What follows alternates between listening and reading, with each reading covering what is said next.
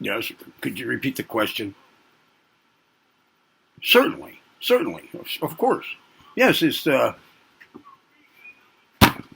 see, the Catholic Church is lazy. I mean, when it comes to determining who's possessed, who needs an exorcism, who is possessed by what they call demons, you know, they count almost everything out, almost all proposed instances out. You know what I'm saying? So they're lazy. They don't want people to know the truth. That's what it is. That's another thing here. Look, I'm not saying I understand all their motives, but there's got to be more than one. There always is when it comes to human behavior. There's not just one thing behind an action or a decision, or especially when it involves a lot of people working as a group, like the Vatican gang, one of the vilest gangs on the planet, right down at the bottom of affairs over there. But anyway, when it comes to determining what, certainly, I think that there's an agenda there, but I just can't say, I can't elucidate, explicate, articulate all of its aspects because I don't know them.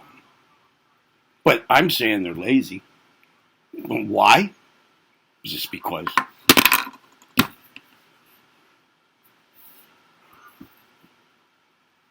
I would say that the ratio of people that they say are possessed in relation to the people who aren't, it's just the opposite, really. That same ratio applies to those who aren't. Almost everybody has entities, astral entities, lower astral entities attached to them, influencing them. Almost everybody has at least one. That's the way it really is. You too. That's right, exactly. You, me. I had a nasty one. It was a solar plexus one, and those are pretty nasty. And they're really hard to get rid of. I experienced it for some while. This was some years back, 25 years ago. It was horrible. It was my solar plexus. Oh, I challenged it. I used to crawl on the floor naked, scraping my flesh against the carpet, the rough carpet, trying to just find a way to rip open my skin and get this thing out of there. I felt like a beast with claws and teeth. Not exactly something physical, no. I mean, it could have been. It's the way it felt, but no. I'm talking about an energy presence, a being that was affecting my astral body, my mental body, my energy body. That's the level it was at. And I could feel this. It was horrid. I actually attempted to climb a wall in my apartment 2 times.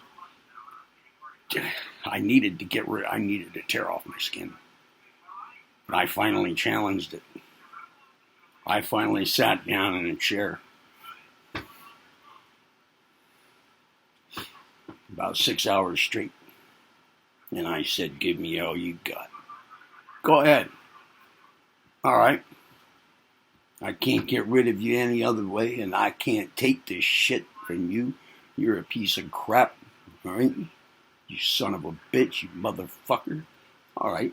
I'm going to sit down, and I'm just going to take all the wind out of your sails, motherfucker. Give me all you've got. Take all the time you need until you are convinced that you no longer will have any impact on me, because I'm going to sit here and not flinch until you give up. I will win. You will lose. Took quite a while. It actually took 6 hours that day, And the next day, by the third day, it was wearing out and it was gone. Never had that feeling again. But that's a solar plexus. All right. Most people have entities attached to them. We make deals in previous lives or in childhood, in teenage years. We usually don't mean to do it, but we make deals. We say, yeah, sure. We do something that opens the door. We do something that opens the door. And we let it happen. We let it happen. We may not know we're doing it at the time. Some people do this shit intentionally. A lot of people on this planet do it intentionally. They allow themselves to become possessed and controlled for power, money, fame, fortune, sex, whatever. To sacrifice to ancient gods, whatever. But the majority of the main population does have entity attachments. You want to call some of them demons. There are many classifications of entities. Many. And these things are influential. And if they get attached to you, they can really get you going in directions that you really can't explain. You might find it pretty hard to explain yourself sometimes. Yes. Drug addiction opens the door. There's one. Hard drugs puncture holes in your energy and astral body. So look, yeah. Absolutely. And they're harder to get rid of than they are to get. That's for sure. Is it horrifying to think of it? Yes, it is. It's more horrifying if you realize it and you even get a sense for what the whole atmosphere of this stuff looks like. If you could see it with astral vision. It's scarier. It's more horrific. And much more impactful than if you could see all the little bugs walking on your skin, walking around in your mouth, magnified. If you could see all they do, you know what an insect head, face, mouth looks like up close.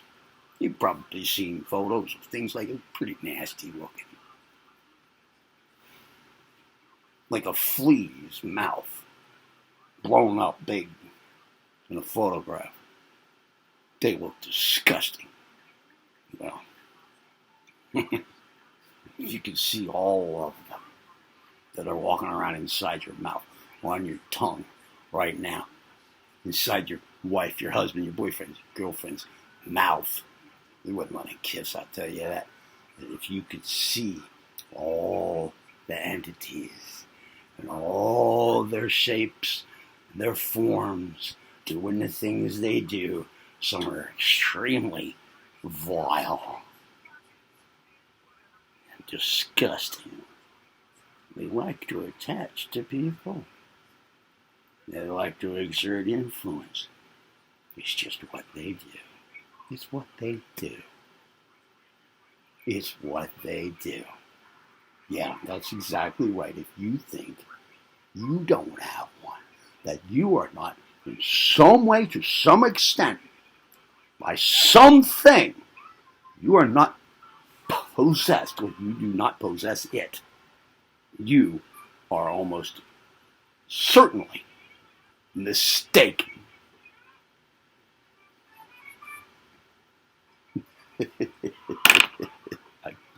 I kid you not. I kid you not. I kid you not. Yeah. All right, man. Next time. Thank you for having me.